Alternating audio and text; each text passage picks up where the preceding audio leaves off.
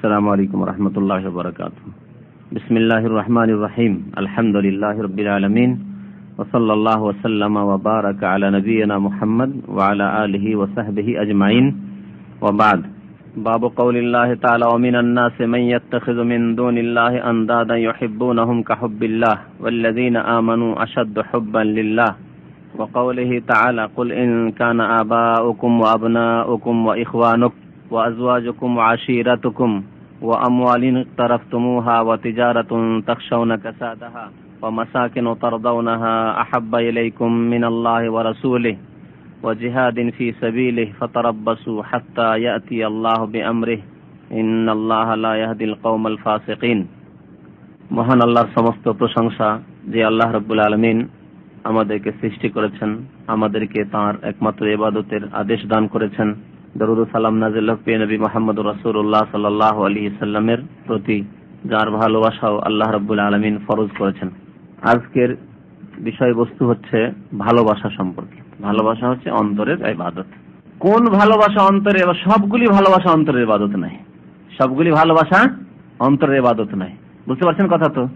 সবগুলি ভালোবাসা যদি অন্তরের ইবাদত হয়, তো ইবাদত কার জন্য হইতে হবে? একমাত্র আল্লাহর জন্য, ঠিক কিনা? তাহলে যদি অন্তরের ভালোবাসা ইবাদত, সবগুলি ভালোবাসা ইবাদত হয়ে যায়, তাহলে আল্লাহ ছাড়া কাউকে ভালোবাসাই যাবে না। যাবে? আল্লাহ ছাড়া কাউকে ভালোবাসা যাবে? তাহলে স্ত্রীকে ভালোবাসা যাবে, ছেলে মেয়েকে ভালোবাসা যাবে, ভাই বোনকে ভালোবাসা যাবে, মানুষকে ভালোবাসা যাবে, রসুলকে ভালোবাসা যাবে। ইবাদত হলে সিজদা কি রসুলকে করা যাবে? যাবে না। সিজদা ইবাদত, মহাব্বত ইবাদত। কিন্তু আগে বলেছি কি যে সমস্ত মহাব্বত ইবাদত নয়, বিশেষ প্রকারের মহাব্বত হচ্ছে ইবাদত। তাহলে মহাব্বতের প্রকরণ রয়েছে, কিসিম রয়েছে, একাধিক প্রকার রয়েছে মহাব্বতের। মহাব্বতের কত কিসিম রয়েছে?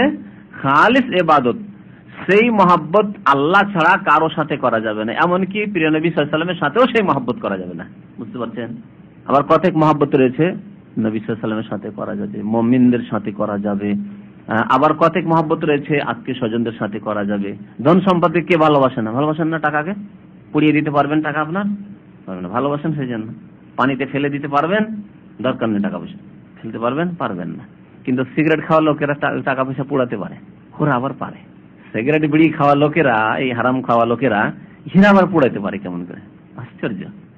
তাহলে মহব্বতের বেশ কিছু প্রকরণ রয়েছে। লেখক এখানে ওই মহব্বতের কথা উল্লেখ করেছেন যে মহব্বত আল্লাহর ইবাদত, বিশেষ করে তাতে কাউকে শরীক করা যাবে না। যে মহব্বত আল্লাহর ইবাদত, তাতে আল্লাহ ছাড়া অন্য কাউকে শরীক করা যাবে না। নবীকেও শরীক করা যাবে না, মুমিনকেও শরীক করা যাবে না, আত্মীয় স্বজন স্ত্রীকেও শরীক করা যাবে না, ছেলে মেয়েকেও শরীক করা যাবে না, পৃথিবীর কাউকে শরীক, ধন সম্পদকেও শরীক করা যাবে না, বাড়ি ঘরকে শরীক করা যাবে না, নিজের ভালো গাড়িকেও শরীক করা যাবে না। কার গাড়ির সাথে ভালোবাসা নেই? নিজের গাড়ির সাথে, নিজের বাড়ির সাথে, নিজের মাতৃভূমির সাথে, নিজের যেখানে জন্ম হয়েছে জন্মস্থানের সাথে মহব্বত নাই? মহব্বত আছে। তাহলে সবগুলি মহব্বত যদি ইবাদত হয়ে যেত, তাহলে সবাই শিরকে আছি, ঠিক কিনা? কখনো না। তাহলে আজকে ভালোবাসা সম্পর্কে সুন্দর করে শুনে নেন এবং সুন্দর করে আমল করেন, যাতে করে আল্লাহর ভালোবাসা অন্যকে না দিই। আল্লাহর ভালোবাসা যদি অন্যকে দিয়ে দিই, তাহলে শিরক হয়ে যাবে। কারণ আল্লাহর হক অন্যকে দিয়ে দেওয়ার নামই হচ্ছে শিরক। আল্লাহর হক আল্লাহর সাথেই খাস রাখতে হবে, কাউকে দেওয়া যাবে না।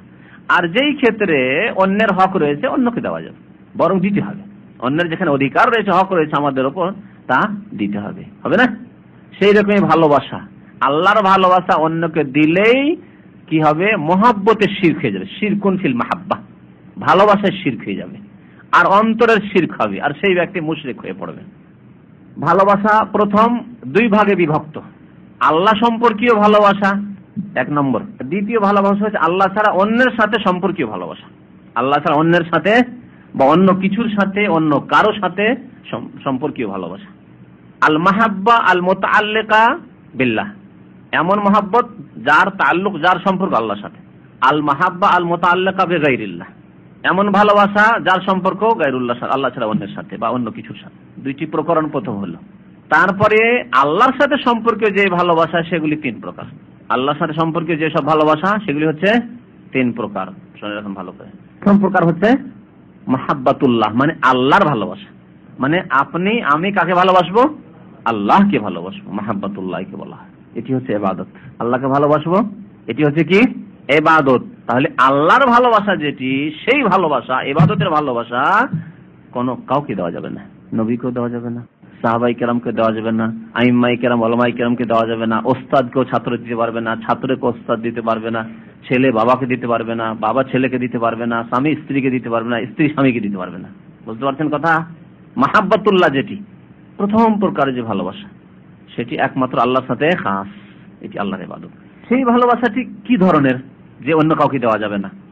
সেই ভালোবাসাটি হচ্ছে ভীত, রাগবা এবং রাহাবা। যেমন তার দিকে আগ্রহী তেমন তাকে বলে ভীত।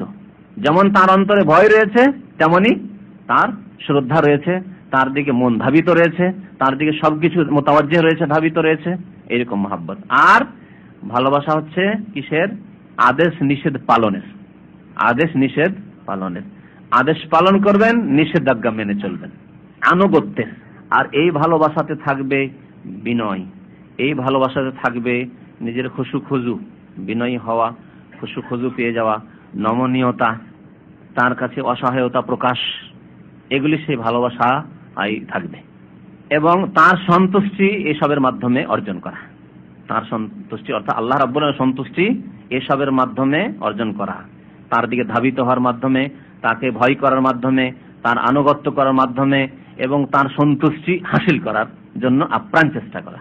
এই ভালোবাসা হচ্ছে মাহাব্বাতুল্লাহ, আল্লাহর ভালোবাসা। 2 নম্বরের ভালোবাসা হচ্ছে মাহাব্বাতুন ফিল্লাহ। মাহাব্বাতুন ফিল্লাহ, আগেটি বলেছেন মাহাব্বাতুল্লাহ, আর এটি হচ্ছে মাহাব্বাতুন ফিল্লাহ। আরবি যদি বুঝেন তো বুঝে গেছেন, না হলে ব্যাখ্যা করব তখন বুঝবেন। মাহাব্বাতুল্লাহ মানে আল্লাহর ভালোবাসা, আর মাহাব্বাতুন ফিল্লাহ মানে আল্লাহর জন্য ভালোবাসা, আল্লাহর উদ্দেশ্যে ভালোবাসা, আল্লাহর উদ্দেশ্যে ভালোবাসা। এই ভালোবাসা কার জন্য?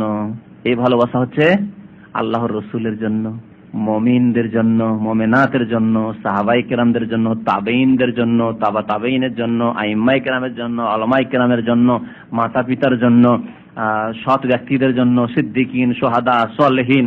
ভালোবাসি না তাদের? কি এই মহাব্বত আল্লাহ সম্পর্কে কার জন্য ভালোবাসি? আল্লাহর জন্য ভালোবাসি। এর নাম হচ্ছে মাহাব্বাতুন ফিল্লাহ। মাহাব্বাতুন ফিল্লাহ। আমি মুমিনকে ভালোবাসি, আল্লাহ শত্রুকে ভালোবাসি না। আমাদের যে ভালোবাসা, ভাষার সম্পর্ক নেই, আমাদের দেশের সম্পর্ক নেই, আমাদের হয়তো সভ্যতার সম্পর্ক নেই, সবকিছুর হয়তো সম্পর্ক নেই, কিন্তু ইমানই সম্পর্ক আছে। রঙের সম্পর্ক নেই, কেউ কালো, কেউ সাদা, কেউ উঁচা, কেউ বেঠে, কোনো সম্পর্ক নেই। একটি অক্ষর তাদের ভাষার বুঝি না, তারপরেও তাদেরকে ভালোবাসি। এ ভালোবাসা কোন ভালোবাসা বললাম? মাহাব্বাতুন ফিল্লাহ। আরবি মুখস্থ করেন, মাহাব্বা ফিল্লাহ মানে আল্লাহর জন্য ভালোবাসা, আল্লাহর উদ্দেশ্য ভালোবাসা। এই ভালোবাসা বলছেন আল্লাহর রসুলদের জন্য, শুধু নবী সাল্লাল্লাহু আলাইহি ওয়াসাল্লামের জন্য। যত আম্বিয়া রসুল এসেছেন, আদম আলাইহিস সালামকে ভালোবাসি, বাসি না? নূহ আলাইহিস সালামকে ভালোবাসি, ইব্রাহিম আলাইহিস সালামকে ভালোবাসি, যত নবীগণ রাসূলগণ এসেছেন তাদেরকে ভালোবাসি। বরং সেই সব শুধু তাই নয়, যত আম্বিয়া রসুলদের অনুসারীগণ তাদের সেই যুগে অনুসরণ করেছে তাদেরকে ভালোবাসি। ভালোবাসি কিনা? ফেরাউনের স্ত্রী, ফেরাউনকে ঘৃণা করি, আল্লাহর শত্রু, আল্লাহর দুশমন, কিন্তু ফেরাউনের স্ত্রী আসিয়াকে অন্তর থেকে ভালোবাসি। বাসেন না? কেন? এ হচ্ছে মাহাব্বাতুন ফিল্লাহ। বাংলাদেশের 2 জন মানুষ, একজন আল্লাহর শত্রু, একজন আল্লাহর বন্ধু। কাকে ভালোবাসবো? আল্লাহর বন্ধুকে ভালোবাসবো, মুমিনকে ভালোবাসবো। এটি হচ্ছে মাহাব্বাতুন ফিল্লাহ, মাহাব্বাতুন ফিল্লাহ। আর যদি দেশি কেমন আছেন, ও নামাজ থাক আর না থাক, কবর মাজার পূজাই করুক, আর না হয় সে পুতুল পূজায় প্রতিমা পূজাই করুক, না হয় কাদিয়ানি হোক, আর না হয় কবর পূজারি বেরেলভি হোক, আর না হয় সে ইহুদি নাসারা খ্রিস্টানি হোক, সে কেউ হোক না কেন, সে দরগার পূজাই করুক আর দুর্গায় পূজাই করুক, আল্লাহর খাস বান্দাই হোক না কেন, সবাই সমান বেশি। এই ভালোবাসা ইসলামে নেই। ভালোবাসা আছে কি ইসলামে? নেই। এই ভালোবাসা হারাম। পক্ষান্তরে মাহাব্বাতুন ফিল্লাহ, মাহাব্বাতুন ফিল্লাহ এই স্পষ্ট হয়ে গেল যে মক্কার 2 জনই মক্কার একজনকে ভালোবাসতেন, একজনকে আল্লাহর দুশমন, আপনার দুশমন। কথা বুঝতে পারছেন? একজনের নাম আছে রাদিয়াল্লাহু তাআলা আনহু, রাদিয়াল্লাহু তাআলা আনহা, আর একজনের সম্পর্ক হচ্ছে তাব্বাত ইয়াদা আবি লাহাব, আবু লাহাব ধ্বংস। বুঝতে পেরেছেন? আবু লাহাব ধ্বংস, তাব্বাত ইয়াদা আবি লাহাব কিয়ামত পর্যন্ত তেলাওয়াত করতে থাকবেন, আর যা দিয়ে নামাজ সিদ্ধ হবে, আর এক একটি অক্ষর তাব্বাত, তা বা তা বলে 30 নেকি হয়ে গেল। শুধু তাব্বাত বললে 30 নেকি। সুবহানাল্লাহ। আবু লাহাব কাফের, তারপরে কোরআনের আয়াত যেন আবি, 3টি অক্ষরে 30 পেয়ে গেলেন, লাহাব 3টি 30 পেয়ে গেলেন। তাহলে আবু লাহাব বললে 60 নাকি। সুবহানাল্লাহ। কারণ কোরআনের আয়াত, তাব্বাত ধ্বংস হোক আবু লাহাব।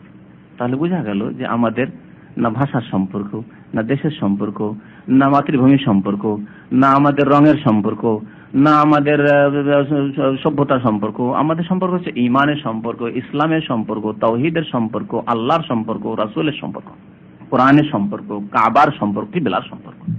আর ভালোবাসা এইসবের ভালোবাসা। তো দ্বিতীয় প্রকার ভালোবাসা কি বললাম? মাহাব্বাতুন ফিল্লাহ। তাহলে এটি হচ্ছে নেকির কাজ, কিন্তু এটি মাহাব্বাতুল্লাহ নয়।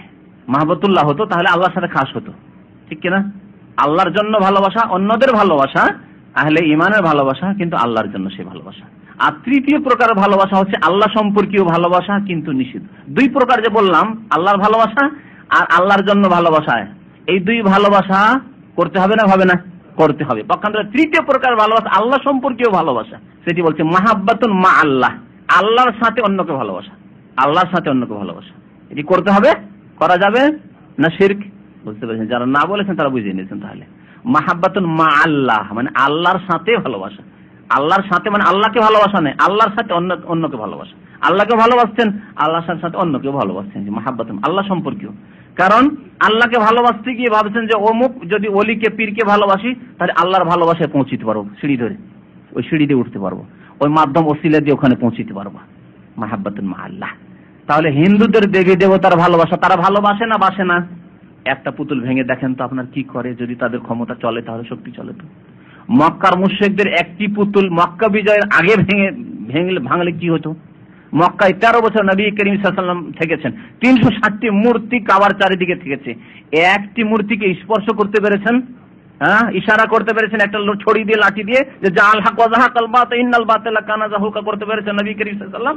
আলাইহি ওয়াসাল্লাম? ভালোবাসা দেখছেন দেবী দেবতার সাথে কেমন ভালোবাসা মুশরিকদের। চলে যান ভারত, বাংলাদেশ, পাকিস্তানে, আর কোন একটি পীরের মাজার ভেঙে দেখেন আপনার সাথে কি করে। একটি পীরের মাজার ভেঙে দেন।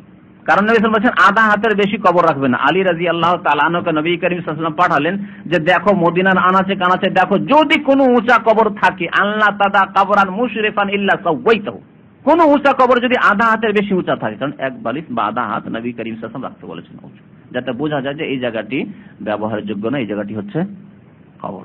কবর আছে এখানে, এখানে বসা যাবে না, হেলানো দেওয়া যাবে না, বা এখানে অবস্থান করা যাবে না, এখানে বাড়িঘর তৈরি করা যাবে না, এখানে নামাজ পড়া যাবে না। কবর যাতে চিহ্নিত হয় সেজন্য আধা হাত, তার বেশি যদি 1 হাত 2 হাত উঁচা করা থাকে, পাকা করা থাকে, নবী সাল্লাল্লাহু আলাইহি ওয়াসাল্লাম নিষেধ করেছেন আইয়ু জাসসাসাল কবর, কবরকে পাকা করতে, ওয়াইয়ুবনা আলাইহি, তার উপর ঘর বাড়ি তৈরি করতে, গম্বুজ তৈরি করতে। তাহলে আজকে যেখানে গম্বুজ তৈরি হয়েছে কবরের উপর, মাজার তৈরি হয়ে আছে, তারপরে পাকা করা আছে, উঁচা করা আছে, ভেঙে দেন আর তামাশা দেখেন কি করে আপনার সাথে, কত আদর যত্ন আপনার করে। আর হালুয়া রুটি মুরগা মুসাল্লাম খায়, হুজুর খুব ভালো কাজ করেছেন, হুজুর খুব ভালো কাজ করেছেন, মাশাআল্লাহ, কোথা থেকে আপনি এসেছেন ওয়াহাবি হয়ে আপনি, ঠিক কিনা? কি দিয়ে সালাম করবে তো বুঝতেই পারছেন না নাকি? কি দিয়ে সালাম করবে? জি জি, শেখ মোহাম্মদ বিন আব্দুল ওয়াহাব রাহমাতুল্লাহ আলাইহির ঘটনা মনে পড়ে গেল।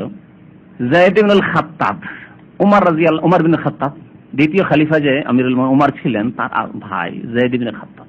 যায়েদ ইবনে খাত্তাব লড়াই করতে আল খারাজ এলাকা, আল খারাজ বুঝতে পারছেন, রিয়াজের কাছাকাছি, এই এলাকায় তিনি এসেছিলেন যে মুসাইলামা কাযযাব মৃত্যুক নবী দাবি করেছিল, তার বিরুদ্ধে জিহাদ করার জন্য।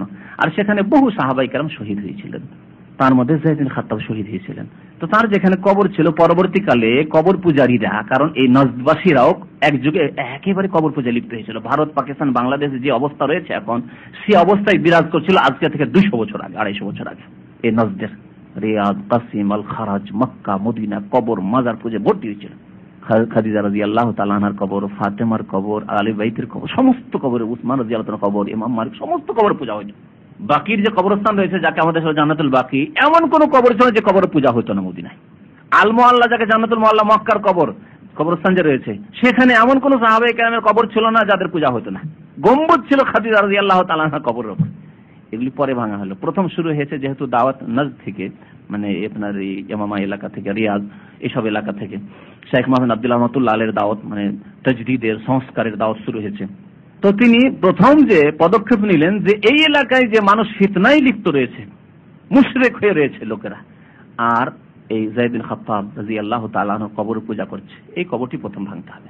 আলে সৌদের যে প্রথম আমির ছিলেন, তিনি সাথ দিলেন, বলে ঠিক আছে আমি সেনাবাহিনী দিচ্ছি, আপনি নিয়ে যান।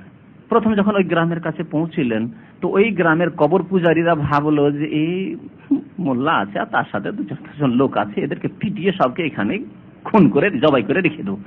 মাজার শরীফ ভাঙতে এসেছে, মাজার শরীফ ভাঙতে এসছে, আচ্ছা তাদেরকে খুন করে রেখে দেবো। তারপরে একটু বেড়ে গেল তাদের উপর আক্রমণ করার জন্য, বুঝতে পেরেছেন? তারপরে পিছন দিয়ে দেখে বাবরি বাবরি তো আলে সৌদের সেনাবাহিনীও আছে পিছনে 600-700 সেনাবাহিনী। দেখার পরে আর কোথায় সব পালালো, এমন পালালো গ্রাম ছেড়েই সব কোথাও হয়ে গেল। আলহামদুলিল্লাহ রাব্বিল শেখ মোহাম্মদ আব্দুল হাব গিয়ে প্রথম আঘাত করলেন কবর ওপর, কারণ ওদের ধারণা ছিল যে কবর কেউ ভাঙলে ও ধ্বংস হয়ে যাবে, হালাক হয়ে যাবে। তো মোহাম্মদ আব্দুল্লাহ বলেন, দেখো প্রথম আমি এই কাজটি করি যাতে করে এই যে বদ আকিদা মুশরিকদের আকিদা যে কবর মাজার শরীফ কেউ ভেঙে দিলে ও বেঁচে থাকবে না, ধ্বংস হয়ে যাবে, এটা আমি প্রথম করি। প্রথম কবরের আঘাত করলেন শেখ মোহাম্মদ আব্দুল্লাহ রহমতুল্লাহ আলাইহি। তারপরে তার অনুসারীগণ তারপরে তখন ভেঙে সাফ করে দিয়ে, যেমন সাধারণ কবর আধা হাত উঁচা রাখায় রেখে দিয়ে চলে গেলেন ফিরে। যে ভারত, বাংলাদেশ, পাকিস্তানে কবর মাজার ভাঙা যেত যদি প্রশাসন শিরকের পৃষ্ঠপোষকতা না করত, কবর মাজার পূজার পৃষ্ঠপোষকতা না করত, তারা যদি তৌহিদবাদীদের সাথ দিত অবশ্যই করা যেত। কারণ কোরআনের সাথে সুলতানের প্রয়োজন। কোরআনের সাথে কিসের প্রয়োজন জানেন? সুলতান। তাহলে এসব যে শিরক আর কুফরির পাহাড় যে রয়েছে উপমহাদেশে, এগুলিকে ভাঙতে হলে সব সুলতানের মেশিন লাগবে। আপনাকে বাধা দিবে কেন? বা আপনাকে সেখানে যদি আপনি মাজার ভাঙতে জানা, শুধু বলেন আমি মাজার ভাঙতে এসেছি, তারপরেই তাকে ভাঙিয়েন না। শুধু বলেন আমি মাজার ভাঙার জন্য এসেছি, গজার মাছটি খেয়ে নেওয়ার জন্য এসেছি। শাহজালালের ওখানে যান শিরকের আড্ডায়, আর যাওয়ার পরে মানে আমি গজার মাছটি খাওয়ার জন্য, মেরে খাওয়ার জন্য এসেছি। হালাল, আল্লাহ হালাল করেছেন, গজার মাছ খাবো, তোমরা পূজা করছো, আমি গজার মাছটি খাবো। দেখেন কি তামাশা আপনার সাথে হয়, হ্যাঁ, কেমন সালামি পান আপনি। কেন? কারণ কি?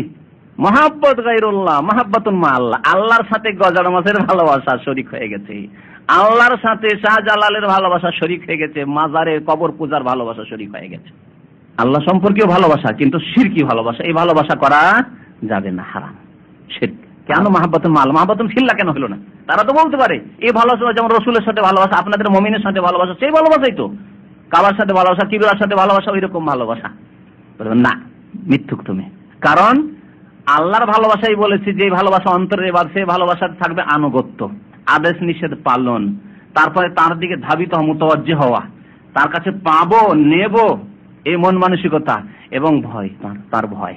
এগুলি সবগুলি পীরের ক্ষেত্রে রয়েছে না নাই? আছে না? আচ্ছা, মাজারের ক্ষেত্রে এসব আছে না নেই? সে বলুক নিয়ে গিয়ে সেখানে কেন জবাই করে? তাদের যদি বলে অন্য জায়গায় জবাই করো, তোমার গ্রামে বহু গরিব মানুষ রয়েছে, তাদেরকে জবাই করো, সারা বছরে একদিন হয়তো গোস্ত খেতে পায় না, 150-200 টাকা করে কিলো গোস্ত, গরিব মানুষ পেটে ভাত পায় না, আর গোস্ত খাবে সারা বছর। ওই কুরবানির সময় একটু পেলো তো পেলো, নিজেও কুরবানি দিতে পারে না। তো এই যে খাসি মুরগগুলি অত দূরে না নিয়ে গিয়ে তোমার গ্রামে জবাই করো, গরিবদের খাওয়া, কখনো খাওয়াবে না। যদি আল্লাহ সন্তুষ্টির জন্য হয়, এখানে তো আল্লাহ সন্তুষ্ট রয়েছে। কিন্তু কবর মাজারে নিয়ে গিয়ে খাসি মুরগের ভিড় ভাড় কেন? তার দিকে মুতাওয়াজ্জিহ হওয়া, তার দিকে ধাবিত হয়ে চলেছে, ছুটে চলেছে সেই দিকে, ট্রেন আর বাস ভর্তি খাসি মুরগি, আমি চোখে দেখেছি। কারণ ওইসব জানিয়ে না কবর পূজা, মাজার পূজার কথা। তো আলহামদুলিল্লাহ ওইসব পরিবারের জন্ম হয়নি।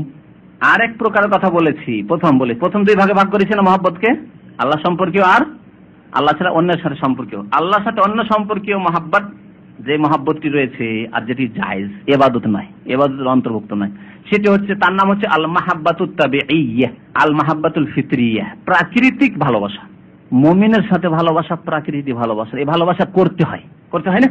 মুমিনের সাথে ভালোবাসা করতে হয়েছে, আপনাকে আমার সাথে ভালোবাসা করতে হয়েছে, আমাকে আপনার সাথে ভালোবাসা করতে হয়েছে, ভালোবাসতে হয়েছে। এটি জন্মগত ভালোবাসা নয়, প্রাকৃতিক ভালোবাসা। যেদিন ছেলের হোশ হয়েছে সেদিন থেকে আব্বাকে ভালোবাসা, আমাকে ভালোবাসা। দেখুন ছোট বাচ্চা যদি এখানে আসে, আমার বাচ্চা হলে আপনার কাছে যাবে, দৌড় দিয়ে ছুটে আসবে এখানে, এই ভালোবাসা। ও যে বুঝতে পেরেছে যেটা আমার আব্বা, দৌড় দিয়ে ছুটে, আব্বার সাথে ভালোবাসা আছে তাই তো ছুটে আসছে। এটি কেমন ভালোবাসা, কি জন্য ছুটে আসছে? তাকে করতে হয়নি, জন্মগত ভালোবাসা। তবে এই মহব্বত, একে তবিয়ত বলে। তবিয়ত মানে প্রকৃতি, ফিতরত মানে প্রকৃতি, এটি জন্মগত তার ভালোবাসা। ছোট্ট ছেলেকে দেখছেন আপনি নড়বড় করছে, হাঁটতে কোন রকম শিখেছে, আর দৌড় দিয়ে চলে আসছে, দেশে গেছেন হয়তো, আর দেখছেন আপনি তখন আর বসে থাকতে, ছুটে গিয়ে ধরছেন কি জানি রাস্তায় পড়ে না যায়, আচার না খেয়ে দৌড় দিয়ে ধরছেন। এই যে দৌড় দিয়ে চলে গেলেন আপনি নিজের কাজকর্ম কথাবার্তা ছেড়ে দিয়ে ধরার জন্য তাকে, এটি কোন ভালোবাসা? তবে এই ভালোবাসা আপনার, এটি প্রাকৃতিক ভালোবাসা, যা আপনার অন্তরে দিয়ে দিচ্ছেন। প্রিয় নবী মুহাম্মদুর রাসূলুল্লাহ সাল্লাল্লাহু আলাইহি ওয়াসাল্লাম জুমার খুতবা দিচ্ছেন, আল্লাহু আকবার, খুতবা দিচ্ছেন মেম্বারে চড়ে, আর হাসান হোসেন রাদিয়াল্লাহু তাআলা আনহুমা কোন রকম হাঁটতে শিখেছেন। 1 বছর 1.5 বছর 2 বছরের ছেলে হয়তো হাঁটতে শিখেছেন। 1 বছরের তফাতে দুজন, হাসান 1 বছরের বড়। ইয়ামশিয়ানে ওয়া ইয়াসুরানে, হাদিস রয়েছে সহিহ বুখারী শরীফে, ইয়ামশিয়ানে ওয়া ইয়াসুরানে, হাঁটছে আবার আরেকবার আছাড় খেয়ে পড়ে যাচ্ছে। ছোট বাচ্চা যেমন হয়, হাঁটছে আবার আছাড় খেয়ে পড়ে যাচ্ছে, আবার উঠছে আবার, কিন্তু যাওয়ার চেষ্টা করছে যে নানার প্রিয় নানার কাছে পৌঁছিব। নবী করিম সাল্লাল্লাহু আলাইহি ওয়াসাল্লাম খুতবা ছেড়ে দিলেন, মিম্বার থেকে নেমে গেলেন, এগিয়ে গেলেন, তারপরে দুইজনকে 2 কোলে উঠিয়ে নিলেন। আল্লাহু আকবার। তারপরে বলছেন প্রিয় নবী মুহাম্মদ সাল্লাল্লাহু আলাইহি ওয়াসাল্লাম, সাদাকাল্লাহু ওয়া রাসূলুহু, আল্লাহ এবং রাসূল সত্য বলেছেন। আল্লাহ কোরআনে ইরশাদ করেছেন, ইন্নামা আমওয়ালুকুম ওয়া আওলাদুকুম ফিতনা, তোমাদের ধন সম্পদ আর তোমাদের সন্তান সন্ততিগণ তোমাদের ফিতনার কারণ। আমি কিন্তু আমি খুতবা দিচ্ছিলাম, ফারাই তো হাজাইনি ইয়ামশিয়ানে ওয়া ইয়াসিরানে, এই 2 শিশুকে আমি হাসান হোসেন, প্রিয় হাসান হোসেনকে দেখছি হেঁটে আসছে আর আছাড় খেয়ে খেয়ে পড়ছে আর উঠছে, পড়ছে আর উঠছে, এই অবস্থায় ফালাম আসবির আলাইহিম, আমি আর বরদাস্ত করতে পারলাম না, সবুর করতে পারলাম না, দৌড়িয়ে গিয়ে খুতবা ছেড়ে দিলাম, আমি মিম্বার থেকে নেমে গেলাম, তাদেরকে কোলে উঠিয়ে নিলাম। সুবহানাল্লাহ। এই ভালোবাসা কোন ভালোবাসা নবীর অন্তরে? প্রাকৃতিক ভালোবাসা। তবে এই ভালোবাসা যদি এই ইবাদতগত ভালোবাসা হতো তো শিরক হয়ে গেল। যদি সবগুলিকে একাকার করে দেন আর মহব্বতকে ভালো করে বুঝতে না শিখেন, তাহলে কেমন করে আল্লাহর ইবাদত সুন্দর করে পালন করবেন বলুন দেখি? এই ভালোবাসা নবীর ছিল। নবী করিম সাল্লাল্লাহু আলাইহি সাল্লামকে জিজ্ঞাসা করছেন কোন এক সাহাবী, আইয়ুন নাসি আহাব্বু ইলাইকা ইয়া রাসূলুল্লাহ, কোন মানুষ আপনার নিকট সবচেয়ে বেশি প্রিয়? আহাব্বু মহব্বতের কথা বললেন না, বললেন না? কোন মানুষ সবচেয়ে বেশি প্রিয়? নবী করিম সাল্লাল্লাহু আলাইহি সাল্লাম বললেন, আয়েশা, সবচেয়ে প্রিয়তম স্ত্রী আমার আয়েশা। কারণ মানুষের ভালোবাসা অনেক সময় নিজের এখতিয়ারে থাকে না, থাকে কি? অনেকে ভালোবাসার চেষ্টা করছেন স্ত্রীকে, যার সাথে জীবনটা কাটিয়ে, যখন বাবা বিয়ে দেখেননি, হয়তো অনেকে আগের যুগে এরকম বিয়ে শাদী আমরা করেছি যে নিজে দেখেননি, মা দেখে এসেছে, বাবা দেখেছে, হয়তো বিয়ে দিয়ে দিয়েছে, আর বাবা বিয়ে দিয়েছে, আবার কি পরে আপনার পছন্দ আর হচ্ছে না, মন মিলাতে পারছেন না তার সাথে, কথাই মিল হচ্ছে না, হয়তো আপনার মন লাগছে না, কিন্তু যথাসাধ্য আপনি তাকে ভালোবাসার চেষ্টা করছেন, বুঝতে পারছেন? তাহলে ভালোবাসা মানুষের ইখতিয়ারে থাকে না অনেক সময়। নবী করিম সাল্লাল্লাহু আলাইহি সাল্লাম মা আয়েশা রাদিয়াল্লাহু তাআলা আনহাকে সবচেয়ে বেশি ভালোবাসতেন এবং আল্লাহর কাছে দোয়া করতেন, আল্লাহ আমি বাহ্যিক সুবিচার করে দিচ্ছি, নাই ইনসাফ করছি, বিবিদের জন্য প্রত্যেকের একদিন করে ভাগ রয়েছে, সবার কাছে একদিন করে, এক রাত করে কাটাচ্ছে বাহ্যিক, তাহলে কোন রকমের পার্থক্য নেই, বিচার রয়েছে, ইনসাফ রয়েছে, কিন্তু অন্তর যে ওই দিকে শুধু টান, অন্য স্ত্রীর কাছে থাকলো কখন যে ওই দিন আসবে, কখন যে ওই দিন আসবে, এই যে অন্তরের টান, এটা আল্লাহ ধরবেন না। নবী করিম সাল্লাল্লাহু আলাইহি ওয়াসাল্লাম দোয়া করেছেন, আল্লাহুম্মা হাযা কাসামি ফিমা আমলিকু, আল্লাহ আমি এই যে ভাগ করে দিলাম, বিবিদের বাড়ি পালা ভাগ করে দিলাম, এটি ফিমা আমলিকু, এটির মালিক আমি, এই সুবিচারের মালিক আমি সুবিচার ইনসাফ করে দিলাম। ফালা তালুমনি ফিমা তামলিকু ওয়ালা আমলিকু, আল্লাহ তুমি আমাকে তিরস্কার করিও না, ধরিও না, পাকড়াও করিও না সেই দিন যার তুমি মালিক, আমি মালিক নয়। ইউরিদুল কলব, অন্তরের মহব্বত, ভালোবাসার কথা উদ্দেশ্য করে আল্লাহর কাছে দরকার, আল্লাহ তুমি ধরে নিও না যে তুমি কেন ভালোবাসতে অমুককে বেশি, কারণ এটি আমি মালিক নয়, তামলিকু তুমি মালিক অন্তরের, কেন বেশি ভালোবাসা তুমি দিয়েছো, তুমি ভালো জানো, আমি তো পারছি না। কথা বুঝতে পারছেন? কিন্তু ভালোবাসার যদি বহিঃপ্রকাশ ঘটে যায়, মানে তারতম্য হয়ে যায়, পার্থক্য, এক স্ত্রীকে বেশি দিচ্ছেন, এক স্ত্রীকে মাশাআল্লাহ 500 রিয়ালের ঘড়ি, আর এক স্ত্রীর ওই 30 রিয়ালে, 40 রিয়ালে, 100 রিয়ালের ঘড়ি, তা চলবে না। এক স্ত্রীর জন্য স্পেশাল শাড়ি একেবারে 500 টাকা, 700 টাকা, 1000 টাকা, আর এক স্ত্রীকে আপনি দিচ্ছেন আপনার 200 টাকা শাড়ি, 100 টাকা শাড়ি, চলবে না, এটা চলবে না। এক স্ত্রীর কাছে সেট আছে 20টি সেট, আর এক স্ত্রীর কাছে 2টি 3টি সেট পাওয়া যায় না, সমান সমান একরকম নিয়ে আসতে হবে, একই রকম নিয়ে আসতে হবে, বাহ্যিক ইনসাফ সমানভাবে করতে হবে। একজনকে মালা দিয়েছেন, হার দিয়েছেন, আরেকজনকে দিতে হবে, সম পরিমাণ দিতে হবে, কম বেশি করলে চলবে না। এগুলো হচ্ছে জাহেরি বাহ্যিক ইনসাফ। তো নবী সাল্লাল্লাহু আলাইহি ওয়াসাল্লামকে জিজ্ঞাসা করা হলে আয়েশার কথা বললেন, অমিনার রিজালি, পুরুষদের মধ্যে কাকে বেশি ভালোবাসেন? তখন কি বলেছিলেন নবী সাল্লাল্লাহু আলাইহি ওয়াসাল্লাম? আবুহা, তার পিতা আবু বকর সিদ্দিককে সবচেয়ে বেশি আমি ভালোবাসি, তার ভালোবাসা বেশি অন্তরে আমার রয়েছে। এই ভালোবাসা আবার কোন ভালোবাসা? এই ভালোবাসা, তবে এই ভালোবাসা প্রাকৃতিক ভালোবাসা, তাহলে এটি জায়েজ না জায়েজ নয়? রাদিয়াল্লাহু তাআলা আনহা, আয়েশা রাদিয়াল্লাহু তাআলা আনহার সাথে ভালোবাসা কি আগের প্রকারটি, মানে মাহাব্বাতুন মা আল্লাহ, আল্লাহর সাথে অংশীদার করে ভালোবাসা, মানে আনুগত্যের ভালোবাসা? নবী আবু বকর সব কথা মেনে নিতেন, আয়েশা সব কথা মেনে নিতেন, মানতেন কি? বরং কোন কথা বলে অসন্তুষ্ট। একদিন আয়েশা রাদিয়াল্লাহু তাআলা আনহা, সতীনের একটু ঝালাস থাকে, হ্যাঁ, একটু জ্বলন থাকে না সতীনের, প্রাকৃতিক ব্যাপার, আবার এটি অপ্রাকৃতিক ব্যাপার, একটু জ্বলন থাকবে, যত চেষ্টা করো, কিন্তু যথাসাধ্য সেটাকে কমিয়ে রাখতে হবে, প্রকাশ করতে হবে না, অন্তর থেকে দূরে করার চেষ্টা করতে হবে, শয়তান থেকে আল্লাহর পানা চাইতে হবে। তো সতীনের জন্য নবী করিম সাল্লাল্লাহু আলাইহি ওয়াসাল্লাম একটু ভালো সুনাম করেছেন সাফিয়া, সাফিয়া দেখতে সুন্দর ছিলেন। তখন বলছে কি সাফিয়া সাফিয়া করেন, তো বেঁটে, ইন্নাহা কাসিয়া, বুঝে দেখতে এই তো বেঁটে, ইন্নাহা কাসিয়া, শুধু এই কথাটি বলেছেন। বেঁটে মানুষ আবার এত কেন ভালোবাসার কথা বলেন? কারণ আয়েশা রাদিয়াল্লাহু তাআলা দেখতে অতি সুন্দর ছিলেন, সবার চেয়ে সুন্দরী ছিলেন। নবী করিম সাল্লাল্লাহু আলাইহি ওয়াসাল্লাম তখন তার কথা মেনে আনুগত্য করলেন, যে কথা ঠিকই বলেছো তুমি, এই কথা বললেন। খবরদার আয়েশা, তুমি কি বললে? তুমি এমন একটি চরম অপরাধের কথা, অন্যায়ের কথা বললে যে এই কথাটিতে যদি সমুদ্রের পানিতে ফেলে দেওয়া হয়তো তাহলে আমার সমুদ্রের পানি খারাপ হয়ে যেত। গীবত করলে তুমি, তার দোষ তুলে ধরলে। গীবত কারো দৈহিক কোন দোষ তুলে ধরেন আর চারিত্রিক দোষ তুলে ধরেন, গীবত চোখের আড়ালে, বুঝতে পারলেন? তাহলে আনুগত্যের ভালোবাসা শিরক, হ্যাঁ, তার দিকে ধাবিত হওয়ার ভালোবাসা শিরক, হ্যাঁ, তাকে ভয় করার ভালোবাসা শিরক। আগে বলেছি যে প্রথম পক্ষে যেটি আল্লাহর ভালোবাসা সেটি ওই রকমের ভালোবাসা, ঠিক কিনা? আর প্রাকৃতিক ভালোবাসায় ওগুলি নেই, কিন্তু প্রাকৃতিক ভালোবাসায় সেগুলি নেই। কেউ যদি বলে যে স্বামী তো না, স্ত্রী তো স্বামীর আনুগত্য করছে, হ্যাঁ, স্ত্রী স্বামীর আনুগত্য করছে, এটি আল্লাহর আদেশ বলে যে স্ত্রীকে স্বামীর আনুগত্য করতে হবে। কিন্তু যদি বলে যেমন স্ত্রী আমার আনুগত্য করছে আমিও স্ত্রীর আনুগত্য করবো, না, যে আল্লাহর আদেশ না, চলবে না, যে স্ত্রী গোলাম হয়ে যাবে। আর স্ত্রী বলছে তোমার মাকে বাড়িতে রাখা যাবে না, এইসব ঝামেলা, এই বুড়িকে রাখলে সবসময় কুটনি বুড়ি, হটাবেন, তাহলে শিরক হয়ে যাবে। এই মহব্বত যদি সীমা লঙ্ঘন করে প্রাকৃতিক তাবিঈ মহব্বত থেকে মা আল্লাহর দিকে চলে যায়, মানে তার আনুগত্য, স্ত্রীর আনুগত্য করা শুরু করে, স্ত্রী যা বলছে তাই, মা এখন মা সতার মা হয়ে গেছে। বিয়ের পরে অনেকের এরকম হয়, মা তখন সৎ মায়ের মতো হয়ে যায়, পর হয়ে যায় না, তাহলে তখন সে ওই মহব্বত মা আল্লাহ হয়ে যাবে। কিন্তু প্রাকৃতিক যে মহব্বত রয়েছে সে মহব্বত মানুষের সাথে ঠিক রয়েছে।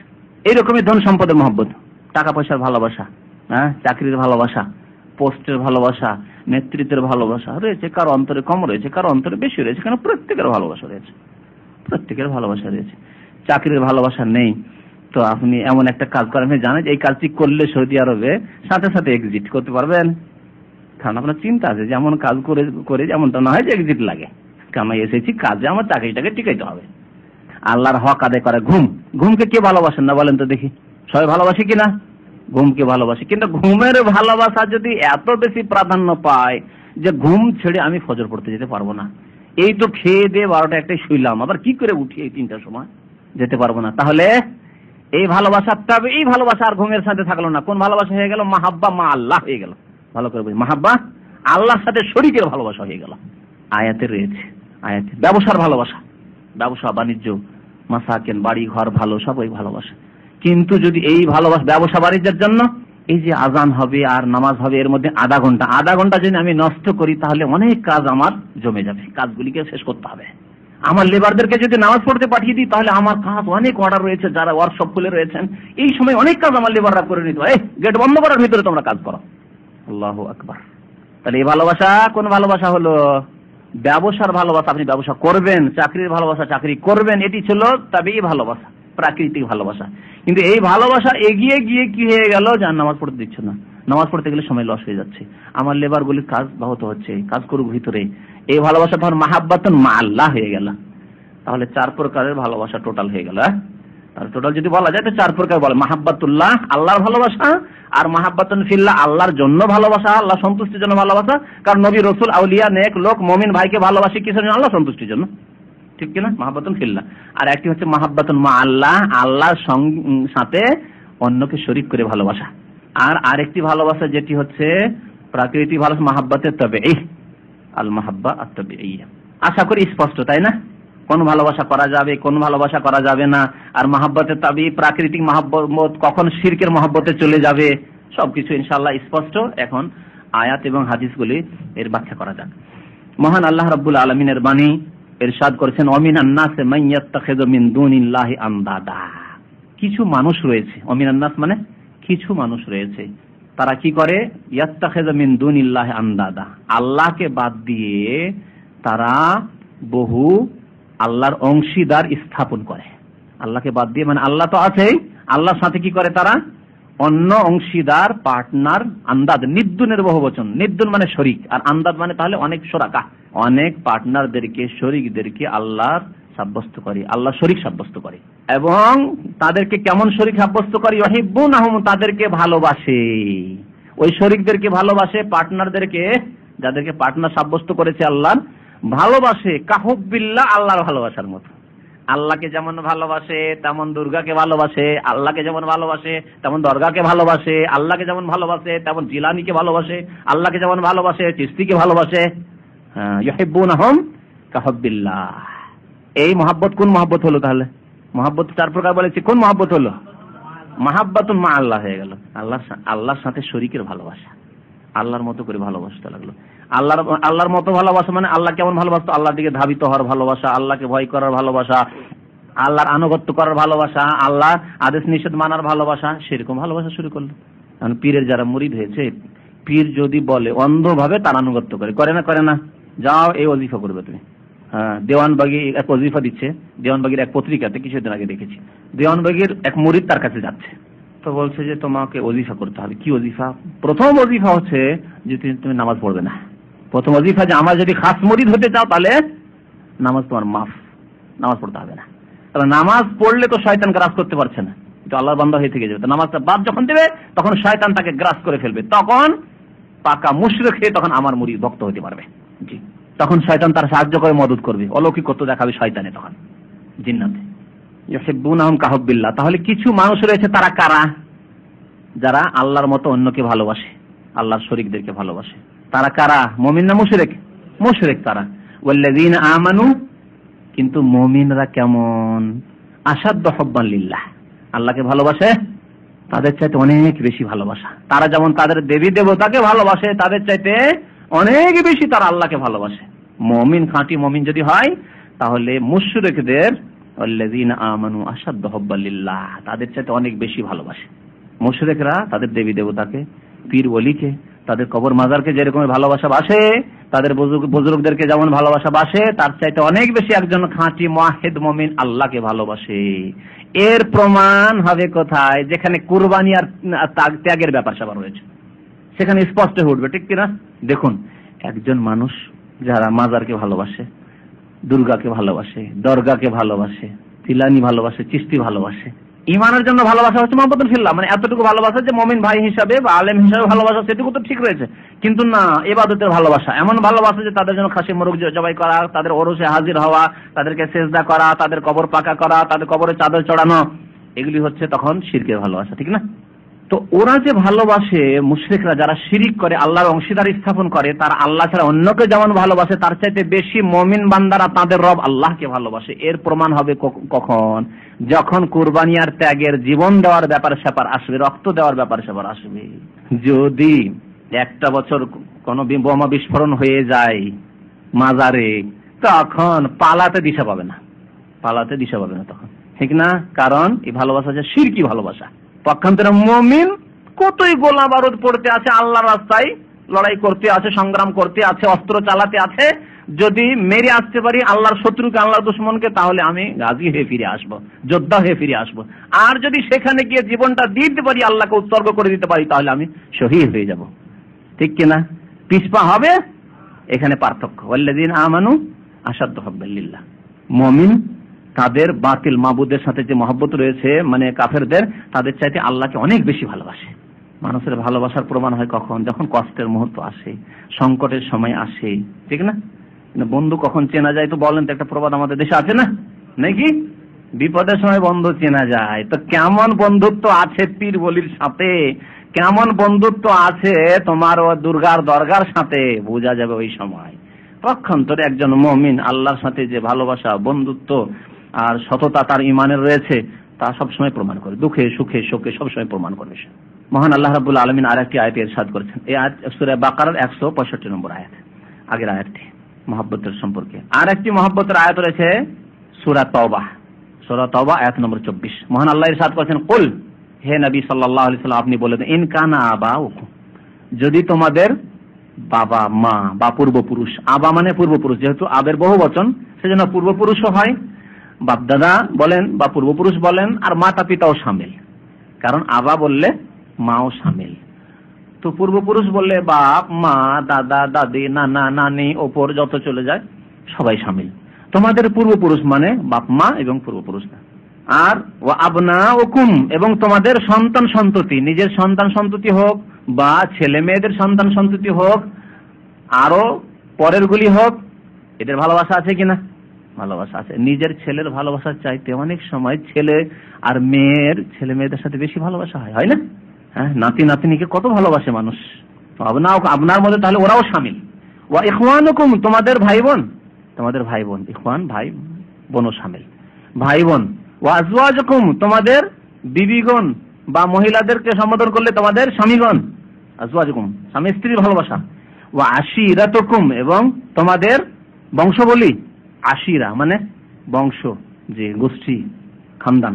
ওয়া আমওয়ালুন ইকতারাফতুমুহা, আর ধন সম্পদ যা তোমরা সঞ্চিত করেছো, ধন সম্পদ যা অনেক পরিশ্রম করে জমা করেছো, কত ব্যালেন্স করেছেন, কত যে মেহনত করতে হয়েছে, যেই ব্যক্তি উপার্জন করেছে সে বুঝছে। আল্লাহ বলছেন তুমি সঞ্চিত করেছো। ওয়া তিজারাতুন তাখশাউনা কাসাদাহা, আর এমন ব্যবসা যেই ব্যবসা ঠান্ডা পড়ে যাবে, লস খেয়ে যাবে, কাস্টমার কমে যাবে, এর আশঙ্কা সবসময় লেগে আছে। এমনটা না হয় যে ব্যবসা খুলেছি, এতে এবছর তো মোটামুটি চললো, আগের বছর মার না খেয়ে যায়, গত বছর বেশি হয়েছিল ইনকাম, এবার দেখছি যে লাভটা একটু কম, আবার আরেক বছর গিয়ে আরো লস না খেয়ে যায়। এমনটা নয় যে আমার দোকান বন্ধ হয়ে যায়, আমার ব্যবসা মার খেয়ে যায়। সবসময় এরকম আশঙ্কাতে থাকে না ব্যবসায়ীরা, থাকে। তাই আল্লাহ বলছেন যে ব্যবসা সম্পর্কে সব সময় চিন্তা করছো যে আমাদের লস না লেগে যায়, ক্ষতিগ্রস্ত না হয়ে যায় এই ব্যবসায়। আর ওয়া মাসাকিন তারদাউনাহা, আর বাসভবন, বাড়ি ঘর, মাসাকিন তারদাউনাহা, যা তোমরা পছন্দ করো। সুন্দর বাড়ি কত পছন্দ, পাকা বাড়ি তৈরি করেছেন, এখানে যতই আপনি এসির ঘরে থাকেন, আপনার এসি নেই, টিন পিটাই ঘর আছে, তারপর আপনার ওই ঘরের সাথে মহব্বত বেশি না? পরের ঘরে ভাড়া আছেন, কি মহব্বত, থাকতে হচ্ছে বাধ্য এসে, কোনো শান্তি আছে কি? যদি 5 স্টার হোটেলও এখানে আপনার কোম্পানি রাখে, তারপর আপনি এই শান্তি, এর মতো শান্তি আর কি আছে? না, আপনার খড়ের বাড়িও যদি থাকে, টালির বাড়ি, টিনের বাড়ি, কাঁচা বাড়িও থাকে, তবুও আপনার নিকট মাসাকিন তারদাউনাহা, এমন বাসভবন, তোমার বাড়ি ঘর যা তুমি ভালোবাসো, পছন্দ করো। কয়টি কথা আল্লাহ বললেন? পূর্বপুরুষ, সন্তান সন্ততি, ভাই বোন, স্বামী স্ত্রী ভালোবাসা, বংশবলির ভালোবাসা, ধন সম্পদের ভালোবাসা, ব্যবসা বাণিজ্যের ভালোবাসা, বাসভবন ঘর বাড়ির ভালোবাসা। 8টি কথা আল্লাহ বলেছে। এইসব হচ্ছে দুনিয়ার আশেপাশের ভালোবাসা। এই ভালোবাসাগুলি হচ্ছে কি ভালোবাসা বলুন তো? এই যে ভালোবাসার কিসিমগুলি, প্রকরণগুলি পড়লেন, কোন প্রকারে পড়ছে এই ভালোবাসাগুলি? তবে এই যে প্রাকৃতিক মহব্বত, জন্মগত ভালোবাসা, পূর্বপুরুষদের সাথে ভালোবাসা, বাপ মায়ের সাথে, দাদাদের, নানানের সাথে ভালোবাসা, সন্তান সন্তানের সাথে ভালোবাসা, ভাই বোনের সাথে ভালোবাসা, প্রাকৃতিক ভালোবাসা, স্বামী স্ত্রীর ভালোবাসা, নিজের বংশকে ভালোবাসা, নিজের গোত্রকে ভালোবাসা, আত্মীয় ভালোবাসা, প্রাকৃতিক ভালোবাসা, ধন সম্পদকে ভালোবাসা, ব্যবসা বাণিজ্যকে ভালোবাসা, বাড়ি ঘরকে ভালোবাসা, নিজের বাসভবনকে ভালোবাসা, জমি জায়গাকে ভালোবাসা, এগুলি হচ্ছে কি প্রাকৃতিক ভালোবাসা। কিন্তু এই ভালোবাসা, আগে একটি কথা বলে দিচ্ছি, এর ইঙ্গিত করে দিচ্ছি, সেই ভালোবাসা যতদূর পর্যন্ত আপনার জন্য জায়েজ ততটাই রাখতে হবে। ওর একটা সীমানা আছে, বর্ডার আছে। বর্ডার ক্রস করে গিয়ে যদি আল্লাহর ভালোবাসায় ব্যাঘাত ঘটায়, আল্লাহর জন্য যাদের ভালোবাসা, নবী রাসূলের ভালোবাসা, মুমিনদের ভালোবাসা, সেই ভালোবাসায় যদি ব্যাঘাত ঘটায়, তাহলে সে ভালোবাসা করা যাবে না। আল্লাহর ভালোবাসা ব্যাঘাত ঘটার উদাহরণ দিয়েছি, কিন্তু আল্লাহর জন্য যাদের ভালোবাসা, নবী রাসূল বা মুমিনদের ভালোবাসা, ওতে ব্যাঘাত ঘটার একটি উদাহরণ দিচ্ছি। আপনি আপনার ভাইকে ভালোবাসেন, বা আপনার ছেলেকে ভালোবাসেন, বা আপনার বাবাকে ভালোবাসেন, বাসেন না? এটি হচ্ছে প্রাকৃতিক ভালোবাসা। এই ভালোবাসা আপনার মুমিন ভাইয়ের ভালোবাসায় ব্যাঘাত ঘটাবে, এইরকম একটি উদাহরণ। আপনার বাবার সাথে বা আপনার ছেলের সাথে, সাবালক ছেলে, আপনার ছেলের সাথে আর একজন কোন মুমিন ভাইয়ের বা মুমিন ভাইয়ের ছেলে ঝগড়া, বা চাকরি নিয়ে কম্পিটিশন, আপনার ছেলেও চাকরিতে ইন্টারভিউ দিয়েছে, আর আপনার আরেক মুমিন মুসলিম ভাইয়ের ছেলেও চাকরিতে ইন্টারভিউ দিয়েছে। উদাহরণ ভালো করে নিয়ে নেন। ব্যাঘাত ঘটালে গুনাহ হবে, আর ব্যাঘাত না ঘটালে তো আপনার প্রাকৃতিক মহব্বত ঠিকই আছে। ইন্টারভিউ দিয়েছে, কিন্তু আপনার ছেলে ফার্স্ট হতে পারেনি, সেকেন্ড বা থার্ড হয়েছে, নম্বর কম আছে। আর আপনার মুমিন ভাইয়ের ছেলে যে ইন্টারভিউ দিয়েছে, সে একেবারে খুব ভালো ছেলে, আর সে ভালো রেজাল্ট করেছে সে ইন্টারভিউতে, চাকরির ভ্যাকান্সি একটি। আপনি করলেন কি, চাকরি আমার ছেলের হইতে হবে, যে কোনো মূল্যে আমার ছেলে চাকরি হইতে হবে, টাকা দিয়ে হোক, আর না হলে ওই ক্যান্ডিডেটকে মেরে দিয়ে হোক, নাউযুবিল্লাহ, মারিয়ে দিলেন, আপনি গন্ডা দিয়ে মারিয়ে দিলেন, একটি উদাহরণ। অথবা মারালেন না, কিন্তু করলেন কি, কত টাকা লাগবে হেডমাস্টারকে বা স্কুলের সেক্রেটারি বা যে অফিসাররা রয়েছে ঘুষখোর, তাদের বলে কত টাকা লাগবে, ছেলের আমার চাকরি হইতে হবে, 1 লাখ, 2 লাখ, 5 লাখ। আর ও ছেলে গরিব, ওই যে আপনার মুমিন ভাইয়ের ছেলে গরিব, ভালো ছেলে, মেধা শক্তি আছে, ভালো রেজাল্ট করে পাশ করেছে, আর ভালো ইন্টারভিউ দিয়েছে, কিন্তু তাকে চাকরি থেকে বঞ্চিত করে দিলেন আপনি, টাকা দিয়ে, ঘুষ দিয়ে আপনার ছেলের জন্য চাকরিটা বরাদ্দ করে দিলেন। এই মহব্বত কোথায় গেল? আল্লাহর জন্য যাদের সাথে ভালোবাসা ছিল তাতে ব্যাঘাত ঘটিয়ে ফেললো। ব্যাঘাত ঘটালো না? তাহলে এই মহব্বত হারাম হয়ে গেল কিনা? বুঝতে পারছেন না বলছেন না? জি, বুঝতে পেরেছেন। তাহলে এই যে মহব্বতের বিষয়টি আলোচনা করলাম, মানুষের সাথে আদান প্রদান, আল্লাহ থেকে শুরু করে মানুষের সাথে আদান প্রদান সবকিছুকে শামিল আছে যদি এক একটি করে আমরা বোঝার চেষ্টা করি এই 4 প্রকারের ভালোবাসাকে, তাহলে এই যে আটটি বিষয়কে আল্লাহ উল্লেখ করেছেন, এসব বিষয়ের সাথে মহব্বত হচ্ছে আমাদের প্রাকৃতিক ভালোবাসা। এই ভালোবাসা যদি আল্লাহ এবং রসুল আর আল্লাহ রাস্তায় জিহাদ করার চাইতে বেশি ভালোবাসা পেয়ে যায় তাহলে আল্লাহর আযাব আসবে। আল্লাহ কথা বলছেন, আহাব্বা ইলাইকুম মিনাল্লাহি ওয়া রাসূলিহি। এসব 8টি বিষয় যে উল্লেখ করলাম সেসবের ভালোবাসা যদি আল্লাহর চাইতে বেশি হয়ে যায়, রাসূলের চাইতে বেশি ভালোবাসা হয়ে যায়, ওয়া জিহাদিন ফি সাবিলিহি, আল্লাহর রাস্তায় জিহাদ করার চাইতে বেশি ভালোবাসা। স্ত্রীর ভালোবাসা, আল্লাহর রাস্তায় জিহাদ ফরজ হয়ে গেছে, মুসলিমদেরকে খুন করা হচ্ছে গ্রামে শহরে দেশে আপনার, তারপরে বেরোতে পারছেন না, দৌড় ওই গ্রামে আক্রমণ হয়েছে, ওই যে বর্ডারে, কুমিল্লার বর্ডারে, ব্রাহ্মণবাড়িয়ার বর্ডারে বর্মার আক্রমণ হয়েছে। সুতরাং আমরা তো ঢাকাতে আছি, অনেক দূরে আছি ও বর্ডার থেকে, আর আমরা তো নিরাপদে আছি, আমার স্ত্রীকে বিধবা করে আর ছেলেদেরকে এতিম করে আমার যাওয়ার কি দরকার, ওখানে গেলেন না। তা আল্লাহ রাস্তায় জিহাদের চাইতে বেশি ভালোবাসলেন কাকে? স্ত্রীকে। প্রাকৃতিক ভালোবাসাকে প্রাধান্য দিয়ে দিলেন, ছেলে মেয়েদেরকে বাড়িঘর ছেড়ে যাব, আমি সর্বহারাবো, সবকিছু হারিয়ে ফেলবো, যে জীবনটা আমি শেষ করবো, যাবো না। গেলেন না আল্লাহর রাস্তায় যুদ্ধ করার জন্য, তাহলে শাস্তি আল্লাহর ভালোবাসা রসুলের ভালোবাসার চাইতে বেশি ভালোবাসা ধন সম্পদের ভালোবাসা। জি, রাসূলুল্লাহ সাল্লাল্লাহু আলাইহি ওয়াসাল্লাম মানহানি করলো কাফিররা ডেনমার্কের আর নরওয়ের, আর আপনি ডেনমার্কের এখনো প্রোডাক্ট ছাড়তে পারলেন না, ইহুদি নাসারাদের প্রোডাক্ট ছাড়তে পারলেন না, এখনো ছাড়তে পারলেন না, ওইগুলি খাবেন আপনি, ওদেরই বাটার খাবেন, ওদেরই দুধ খাবেন, হ্যাঁ ওদেরই ধন সম্পদ কিনবেন, ওদের জিনিস আমদানি করবেন, অথচ মুসলিমদের কাছে সেসব রয়েছে বিকল্প। তাহলে এটি রসুলের চাইতে বেশি ভালোবাসা কি ডেনমার্কের দুধের, সেখানকার বাটারের, দইয়ের, সেখানকার মাখনের ভালোবাসা বেশি হয়ে গেল। বুঝতে পারছেন? সাবধান সাবধান। আহাব্বা ইলাইকুম মিনাল্লাহি ওয়া রাসূলিহি ওয়া জিহাদিন ফি সাবিলিহি, এই 8টি বিষয়ের ভালোবাসা যদি আল্লাহর চাইতে বেশি ভালোবাসা হয়ে যায়, রাসূলের চাইতে বেশি ভালোবাসা হয়ে যায়, আল্লাহর রাস্তায় জিহাদের চাইতে বেশি ভালোবাসা হয়ে যায়, তাহলে শাস্তি কি? ফাতারাব্বাসু, তাহলে অপেক্ষা করো, আমার আযাবের শাস্তির অপেক্ষা করো। আল্লাহ বলছেন অপেক্ষা করো, হাত্তা ইয়াতি আল্লাহু বিআমরিহি, যতক্ষণ আল্লাহর আদেশ আসেনি শাস্তির ততক্ষণ প্রতীক্ষা করো। ছেলেকে যদি ধমক দিতে হয় তাহলে আচ্ছা ঠিক আছে দেখছি তোমাকে, এখনো ধরে শাস্তি দিতে লাগেননি, দেখাবো তোমাকে, বলছেন না? অপেক্ষা করো, সময় আসছে। জি, আল্লাহ রাব্বুল আলামিন বান্দাদেরকে সতর্ক করছেন, সাবধান। যদি এই দুনিয়ার মহব্বত, 8টি বিষয় হচ্ছে প্রাকৃতিক মহব্বত, জন্মগত মহব্বত, এই মহব্বত আল্লাহ, রসুল, মুমিন এবং যদি আল্লাহ রাস্তায় সংগ্রাম জিহাদের চাইতে বেশি ভালোবাসা পেয়ে যায়, ফাতারাব্বাসু হাত্তা ইয়াতি আল্লাহু বিআমরিহি। আর আল্লাহ রাব্বুল আলামিন ফাসিক সম্প্রদায়কে, গুনাহগারদেরকে, জালেম কাফেরদেরকে সঠিক পথ প্রদর্শন করেন না। তাহলে এইরকম যদি বিপথে চালিত হয়ে যায় মানুষ, তাহলে তাদেরকে আল্লাহ সঠিক পথ প্রদর্শন করবেন না। হাদিস, আশা করি বিষয়বস্তু স্পষ্ট, তাই না? জি। আন আনাস আন্না রাসূলুল্লাহ সাল্লাল্লাহু আলাইহি ওয়াসাল্লাম قال, আনাস রাদিয়াল্লাহু তাআলা আনহু বর্ণনা করেছেন হাদিস, যে রাসূলুল্লাহ সাল্লাল্লাহু আলাইহি ওয়াসাল্লাম ইরশাদ করেছেন, লা ইউমিনু আহাদুকুম, অতক্ষণ পর্যন্ত তোমাদের কেউ খাঁটি মুমিন মুসলিম হতে পারবে না, হাত্তা আকুনা আহাব্বা ইলাইহি, যতক্ষণ পর্যন্ত আমি তার নিকট সবচেয়ে বেশি প্রিয় না হয়ে যাব, মিন ওয়ালাদিহি, তার সন্তান সন্ততি চাইতেও, তার ওয়ালিদিহি, তার পিতামাতার চাইতেও, ওয়ান্নাসে আজমাইন, সারা বিশ্বের সমস্ত মানুষের চাইতেও। তাহলে সবচাইতে বেশি ভালোবাসা দিতে হবে আল্লাহর ভালোবাসার পরে মাহাব্বাতুন ফিল্লাহ, কারণ নবীর ভালোবাসা দ্বিতীয় প্রকারের ভালোবাসা, ঠিক কিনা? মাহাব্বাতুন ফিল্লাহ। তো আল্লাহর জন্য যে ভালোবাসা, তার মধ্যে সর্বপ্রথম কাকে ভালোবাসা দিতে হবে? নবী সাল্লাল্লাহু আলাইহি সাল্লামকে। আখরাজাহু, হাদিস বুখারী মুসলিমের। ওয়ালাহুমা আনহু, বুখারী মুসলিমে রয়েছে আর হাদিস, ক্বালা ক্বালা রাসূলুল্লাহ সাল্লাল্লাহু আলাইহি ওয়াসাল্লাম, রাসূলুল্লাহ সাল্লাল্লাহু আলাইহি ওয়াসাল্লাম ইরশাদ করেছেন, সালাসুন মান কুন্না ফি, 3টি ভালো গুণ রয়েছে, বৈশিষ্ট্য রয়েছে, যার মধ্যে এই 3টি ভালো বৈশিষ্ট্য পাওয়া যাবে। সালাসু খেসালিন, 3টি বৈশিষ্ট্য যার মধ্যে থাকবে, ওয়াজাদা বিহিন হালাওয়াতাল ঈমান, সেই ব্যক্তি তার মাধ্যমে ঈমানের স্বাদ পাবে। হালাওয়া বুঝেন তো? এখানকার মিষ্টিকে কি বলে এরা? হালাওয়া বলে না? হালুয়া মানে মিষ্টি। তাহলে ঈমানের যে স্বাদ আছে, ঈমানের যে মিষ্টান্ন আছে, এই মিষ্টান্ন কখন পাবেন আপনি? ঈমানের স্বাদ সবাই পায় না। ঈমানের স্বাদ কখন পাবে? এই 3টি যদি আপনার মধ্যে বৈশিষ্ট্য গুণ পাওয়া যায়। আপনার ঈমান এই পর্যায়ে পৌঁছিতে হবে। দেখেন, একজন লোক নামাজ পড়ছে, কিছুই স্বাদ পায় না, আর একজন নামাজ পড়ে এত স্বাদ পাচ্ছে যে নামাজ ছেড়ে তাকে বেরোইতে মুশকিল লাগছে। যত দীর্ঘ করছে সিজদা, যত দীর্ঘ করছে রুকু, যত আল্লাহর সামনে পড়ে দোয়া করছে, তত তাকে ভালো লাগছে। মসজিদে আসলেই তার আরাম। আর একজন লোক মসজিদ আসলে সালা সালা সালা, আর একামতে যদি একটু দেরি হয়ে যায়, আল্লাহ সালা সালা একামা একামা, হ্যাঁ, তাড়াতাড়ি লেগে আছে।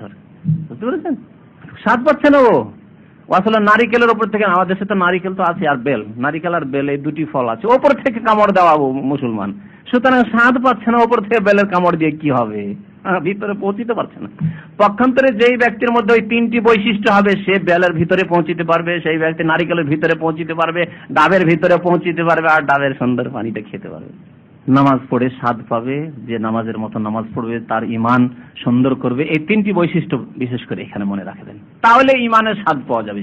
ওয়াজাদা বিহিন হালাওয়াতাল ঈমান। প্রথম বৈশিষ্ট্য হচ্ছে আইয়াকুন আল্লাহু ওয়া রাসূলুহু আহাব্বা ইলাইহি মিম্মা সিওয়াহুম। আল্লাহ এবং রাসূল তার নিকট সারা পৃথিবীতে যা কিছু যে কেউ আছে সবার চাইতে, সবকিছু চাইতে বেশি ভালোবাসার পাত্র। সবচেয়ে বেশি ভালোবাসে কাকে? আল্লাহকে এবং তার রাসূলকে। তারপরে আইয়াকুন আল্লাহু ওয়া রাসূলুহু, আল্লাহ সবচেয়ে বেশি প্রিয়, আল্লাহ রাসূল সবচেয়ে প্রিয় তার নিকট। মিম্মা সিওয়াহুমা, আল্লাহ এবং রাসূল বাদ দিয়ে যা কিছু পৃথিবীর সবার চাইতে। যে 8টি বিষয় আল্লাহ উল্লেখ করে, বিশেষ করে তার মধ্যে সব বিষয়গুলি চলে আসে প্রায়, কারণ এগুলির সাথে মানুষের ভালোবাসা, আসল ভালোবাসা, তাই না? দুনিয়ার যে ভালোবাসা রয়েছে, এই সবের চাইতে ভালোবাসে আল্লাহ এবং তার রাসূলকে।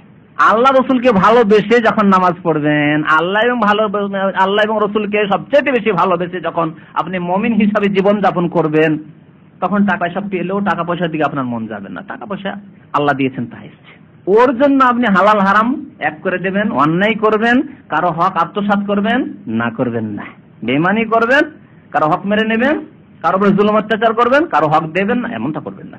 চুরি করবেন, মিথ্যা কথা বলবেন, মিথ্যার আশ্রয় নেবেন, ধোঁকাবাজি করবেন না। কারণ আল্লাহর ভালোবাসা সবচেয়ে বেশি আপনার অন্তরে। জবাবদেহির চিন্তা আছে, আল্লাহকে ভালোবাসার কথা আগে বলেছি, তাহলে আল্লাহকে ভয় করতে হবে। আল্লাহর ভয় আছে, আল্লাহ জিজ্ঞেস করবে যে আমি যদি কাউকে কাজ করিনি আর পয়সা না দিই, তো জিজ্ঞেস করবে। কারো উপর বেশি চাপিয়ে দিই কাজ, তাহলে আল্লাহ জিজ্ঞেস করে জবাব দিতে হবে। আমি যদি অন্যায় করি, কারো হক না দিই, আল্লাহ জিজ্ঞেস করে জবাব দিতে হবে। আমি যদি কারো কাছে ধার করার জন্য ওদাও হয়ে যায়, তাহলে জবাব দিতে হবে। কারোর সাথে ওয়াদা করেছি, ওয়াদা খেলাপি করি, আর যদি আজ দেবো কাল দেবো হয়রান করি, তো আল্লাহর কাছে জবাব দিতে হবে। আল্লাহর ভালোবাসা সবচাইতে বেশি ভালোবাসা, তারপরে রাসূলুল্লাহ সাল্লাল্লাহু আলাইহি ওয়াসাল্লামের ভালোবাসা। তাহলে ঈমানের স্বাদ পাওয়া যায়, মজা লাগবে। মুসলমান থাকতে মজা লাগবে, মুমিন থাকতে মজা লাগবে। পক্ষান্তরে যাদের এসব বৈশিষ্ট্য নেই, তাদেরকে কাফের, ইহুদি, নাসারা, ওদের দেশে থাকতে বেশি ভালো লাগে। কারণ মুসলমানদের মধ্যে থাকলে নামাজ পড়তে, মুসলিম মহল্লায় থাকলে, মসজিদের পাশে থাকলে লোকটিকে দেখি, আরে মুসলমান, একদিন নামাজ পড়তে দেখি না। হয়তো কোনো লোক কোনো সময় বলেও দিতে পারে, কি ব্যাপার আপনি নামাজ পড়তে দেখি না আপনাকে। এইসব ঝামেলার মধ্যে না থেকে ওই কাফের দেশে থাকো, ইউরোপ আমেরিকা চলে যাও, কে জিজ্ঞাসাও করবে না যে তুমি কি। বরং আমি সেখানে একেবারে ইহুদি আর খ্রিস্টানদের মতো ঠাটবাটে ওই রকম কাফেরদের মতো হয়ে থাকবো, মুসলিমের কোনো গন্ধই পাবে না। আর যেমনই প্লেনে চাপলো, নিজের দেশ থেকে মুসলিম দেশ থেকে প্লেনে চাপলো, তখন তার স্ত্রীকে চেনা যাবে না, তার মেয়েদেরকে চেনা যাবে না, তার ছেলেদেরকে চেনা যাবে না যে মুসলমানের সব ছেলে মেয়ে, স্ত্রী মেয়ে না, এগুলি সব কাফের, ইহুদি নাসারাদের। এই অবস্থা কিনা দেখেন, পশ্চিমা দেশে যেসব মুসলমানরা বসবাস করছে, তাদের অধিকাংশ যারা দিনের সাথে খুব শক্তভাবে জড়িত আছে, তারাই একটু বেঁচে আছে, বাকিগুলি সব ওই রকম। প্রথম চাকরি হচ্ছে নিম্নমানের সাধারণ অশিক্ষিত লোকেরা যারা যাচ্ছে, তাদের চাকরি হচ্ছে সুরের গোস্ত আর শারাব, মদ আর সুরের গোস্ত পেশ করার জন্য হোটেলে চাকরি করা, হোটেলের প্লেট ধোয়া, হোটেলে খাবার পরিবেশন করা।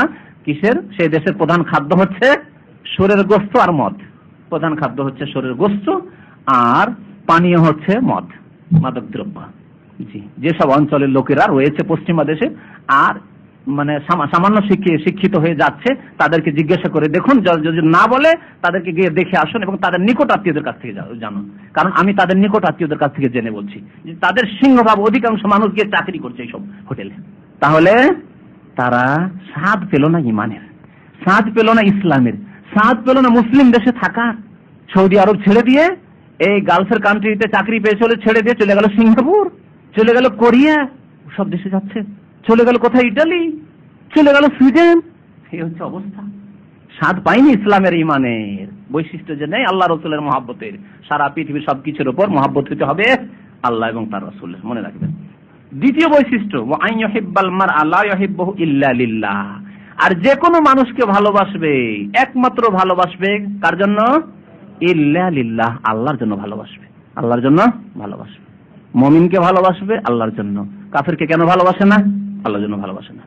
আল্লাহর শত্রুকে, আল্লাহর দুশমনকে ভালোবাসে না কেন? আল্লাহর জন্য। সে আল্লাহকে ভালোবাসে না সেজন্য। তাহলে আমাদের সারা পৃথিবীর সমস্ত সম্পর্ক কানেকশন হচ্ছে আল্লাহর সাথে। আল্লাহ রাব্বুল আলামিনের সাথে যার সম্পর্ক আছে তার সাথে আমার সম্পর্ক গিয়ে লেগেছে, বুঝতে পেরেছেন? আর আল্লাহর সাথে যার সম্পর্ক তার সাথে আমার সম্পর্ক নেই, কোনো লিঙ্ক নেই তার সাথে আমার। ওয়া ইউহিব্বাল মারআ, আর যে কোনো মানুষকে ভালোবাসবে লা ইউহিব্বুহু ইল্লা লিল্লাহ, ভালোবাসবে কার জন্য? আল্লাহর জন্য। এটি কোন রকমের ভালোবাসা? দ্বিতীয় প্রকার যে ভালোবাসা, মাহাব্বাতুন ফিল্লাহ, আল্লাহর জন্য ভালোবাসা। তাহলে ইমানের স্বাদ পাবে, তাহলে ইসলামের স্বাদ পাবে। মুসলিমকে ভালোবাসার স্বাদ পাবে, আল্লাহর শত্রুকে ঘৃণা করার স্বাদ পাবে, ইসলামিক ভ্রাতৃত্বের স্বাদ পাবে, যে মুসলিম যে আমার ভাই, যেখানকারই হোক না কেন, যেই রঙেরই হোক না কেন, যেই ভাষারই হোক না কেন, এই স্বাদ তখন পাবে, ইবাদতের স্বাদ পাবে। হালাওয়াতুল ঈমান, যে মুসলিম হয়েছে জান্নাতে যাবে, এরা আমার সাথে জান্নাতে থাকবে, এই মুসলিম ভাইরাই আমার সাথে জান্নাতে থাকবে ইনশাআল্লাহ, এই ভালোবাসার স্বাদ পাবে। আর তৃতীয় বৈশিষ্ট্য হচ্ছে ওয়া ইয়াকরা আন ইয়াউদা ফিল কুফর বা'দা ইয আনকাযাল্লাহু মিনহু, আল্লাহ যে আমাদেরকে কুফরি থেকে বাঁচিয়ে দিয়েছেন কিনা? দেখেন, আমরা জন্মগত মুসলিম পরিবারে জন্ম নিয়েছি, তারপরে শুধু জন্মগত মুসলিম পরিবারে জন্ম নিয়ে থেকে যায়নি, যেমনই সাবালক হয়েছে 5 ওয়াক্ত নামাজ পড়ছি, আল্লাহর বিধিবিধান পালন করছি, রমজান আসলে রোজা রাখছি, আল্লাহ হজ ফরজ করিলে হজ করছি, আমরা নেক কাজ করছি, আমরা হারাম কাজ থেকে, পাপের কাজ থেকে বেঁচে থাকছি, আমরা শিরক, কবর পূজা, মাজার পূজা করি না, আমরা আলহামদুলিল্লাহ মানে দিনের বাস্তবায়ন করছি। তাহলে এই যে আল্লাহ আমাদেরকে বাঁচিয়ে নিয়েছেন, এক তো জন্মগত আমরা মুসলিম হলাম, অনেক সহজ করে দিলেন আমাদের জন্য, কারণ কাফের ঘরে জন্ম নিয়ে আবার ফিরে আসলে, ইসলামের দিকে ফিরে আসলে বড়ই কষ্ট ছিল। এদের থেকে আল্লাহ আমাদেরকে বাঁচিয়ে নিয়েছেন। এই রকমের পরীক্ষায় আমাদেরকে ফেলেন যে কাফের পরিবার থেকে কেমন করে বেরিয়ে আসবো, কত যে বাধা তাদের জন্য, যারা বেরিয়ে আসতে চাইছে অনেকের জন্য বাধা হয়ে দাঁড়াচ্ছে। তারপরে আবার সাবালক হতে আলহামদুলিল্লাহ তার আগেই নামাজ শুরু করে দিয়েছেন, এমন পরিবারে জন্মগ্রহণ করেছেন আলহামদুলিল্লাহ 7 বছর 10 বছর থেকে নামাজের প্র্যাকটিস হয়ে গেছে, অভ্যাস হয়ে গেছে। বা যদি নাও হয়ে থাকে তখন আলহামদুলিল্লাহ এখন বর্তমান যে আছেন সে অবস্থায় 5 ওয়াক্ত নামাজ কায়েমকারী হয়ে গেছেন। আপনি বলুন আলহামদুলিল্লাহ। যেসব ভাইয়েরা এইভাবে দিনের পাবন্দি করছেন, 5 ওয়াক্ত নামাজ কায়েম করছেন আর হারাম থেকে বেঁচে রয়েছেন, বলুন আলহামদুলিল্লাহ। আর যাদের মধ্যে ত্রুটি রয়েছে তারা দোয়া করুন, আল্লাহ তৌফিক দান করো, খালেস অন্তর থেকে দোয়া করেন, আর না হলে হতভাগা হয়ে মরতে হবে। তো যখন আল্লাহ তাদেরকে বাঁচিয়ে নিলেন কুফরি থেকে, তখন আবার কুফরি থেকে ফিরে যাওয়াকে এত বেশি ঘৃণা করে। কেমন ঘৃণা করে? যেমন একজন লোককে যদি আগুনে নিক্ষেপ করা হয় তাহলে কি পছন্দ করে? আপ্রাণ চেষ্টা করবে ওই আগুন থেকে বাঁচার জন্য, চেষ্টা করবে না? কোন জায়গায় আগুন লেগে গেছে, ধরুন আল্লাহ না করে এই বিল্ডিং আগুন লেগে গেছে, আপনি এখান থেকে বাঁচার জন্য আপ্রাণ চেষ্টা করবেন না? করবেন না? এদিক সেদিক তাকাবেন, কে গেল না গেল, আমার দিকে তাকাবেন না, যারে সে গেল কি না গেল, এদিকে আছে, আমরা তো গেটের দিকে আছি, দিবেন টান একবারে। এমনকি আপনার ছেলে মেয়েও যদি কেউ থাকে, আপন ভাইও থাকে, তার দিয়ে আমার ভাইটা কোথায় রে এগুলো করবেন না। আগুন লেগেছে গেটে যদি থাকে তাড়াতাড়ি কেটে তাড়াতাড়ি পাড়া এখান থেকে, ভাব ভাব। যেমন একজন মানুষ কোন সময় তার জন্য পছন্দ করে না যে তাকে আগুনে নিক্ষেপ করে দেওয়া, আগুনে পুড়িয়ে দেওয়া, যা পুড়ে যাক, নিজে আগুন থেকে তাহলে মুক্তির জন্য, বাঁচার জন্য যেমন আপ্রাণ চেষ্টা করছেন যথাসাধ্য যে আমি বাঁচি, তেমনই আপনি ইমানে আসার পরে, মুসলিম হওয়ার পরে, নামাজ ধরার পরে আর দিনদার হওয়ার পরে আবার কুফরিতে ফিরে যাবেন, আবার কাফের দেশে বসবাস করা শুরু করবেন, আবার কাফেরদের মাঝে থাকা শুরু করবেন না, কখনো হইতে পারে। তাহলে ইমানের স্বাদ পাওয়া যাবে। তাহলে কি পাওয়া যাবে? হালাওয়াতুল ঈমান, ইমানের স্বাদ পাওয়া যাবে। অফির রিওয়ায়া, আরেকটি রিওয়ায়াত রয়েছে, বুখারীতে হাদিস রয়েছে, লা ইয়াজিদু আহাদুন হালাওয়াতাল ঈমান হাত্তা, এই ভাষায় রয়েছে। আগেরটিতে রয়েছে যে 3টি বৈশিষ্ট্য রয়েছে যার মধ্যে পাওয়া যাবে সেই ব্যক্তি ইমানের স্বাদ পাবে, আর এতে রয়েছে কোন ব্যক্তি ইমানের অতক্ষণ স্বাদ পাবে না যতক্ষণ পর্যন্ত তার মধ্যে এই 3টি বৈশিষ্ট্য না থাকবে। 3টি বৈশিষ্ট্য বলুন তো দেখি, কি বলতে পারেন? হ্যাঁ, আল্লাহ এবং রসুলের ভালোবাসা সবচেয়ে বেশি হবে, আর আল্লাহর জন্য ভালোবাসবে, যে কোনো মানুষকে ভালোবাসবে কিসের জন্য? আল্লাহর জন্য ভালোবাসবে। আর 3 নম্বরে হচ্ছে যে ইমানে চলে আসার পরে কুফরিতে ফিরে যাওয়াকে ওইভাবে অপছন্দ করবে, বরদাস্ত করবে না, যেমন বরদাস্ত করতে পারে না যে কোনো তাকে আগুনে পোড়ানো হোক বা জ্বলে যাক সে আগুনে। তাহলে ইমানের স্বাদ পাওয়া যাবে, হালাওয়াতুল ঈমান, ইমানের স্বাদ পাওয়া যাবে। ওয়ান ইবনে আব্বাস রাদিয়াল্লাহু আনহুমা, আব্দুল্লাহ বিন আব্বাস রাদিয়াল্লাহু তাআলা আনহুমা বর্ণনা করেছেন, কাল মান আহাব্বা ফিল্লাহ, যে ব্যক্তি আল্লাহর জন্য ভালোবাসে, দেখেন ফিল্লাহ পেলেন, মাহাব্বাতুন ফিল্লাহ দ্বিতীয় প্রকার ভালোবাসা।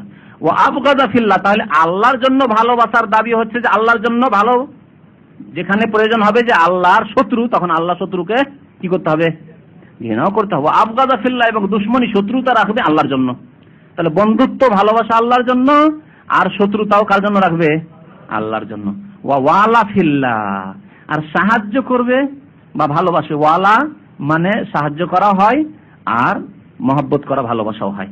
ভালোবাসা রাখবে, যেহেতু ভালোবাসার কথা এর আগে চলে এসেছে সেজন্য এখানে বলেন সাহায্য করবে আল্লাহর জন্য। ওয়া আদা ফিল্লাহ, আর শত্রুতাও রাখবে আল্লাহর জন্য। সাহায্য করবো না কি জন্য? আল্লাহর জন্য। সাহায্য করবো কি জন্য? আল্লাহর জন্য। ফাইন্নামা তুনালু ওয়ালায়াতুল্লাহি বিযালিক, এর মাধ্যমে আল্লাহর বন্ধুত্ব এবং আল্লাহর সাহায্য প্রাপ্ত হবে। যদি কেউ আল্লাহর জন্য ভালোবাসে, আল্লাহর জন্য শত্রুতা রাখে, আল্লাহর জন্য সাহায্য করে, আল্লাহর জন্য সাহায্য করে না, আল্লাহর জন্য সবকিছুই, তাহলে এর মাধ্যমে আল্লাহর বন্ধুত্ব হাসিল হবে।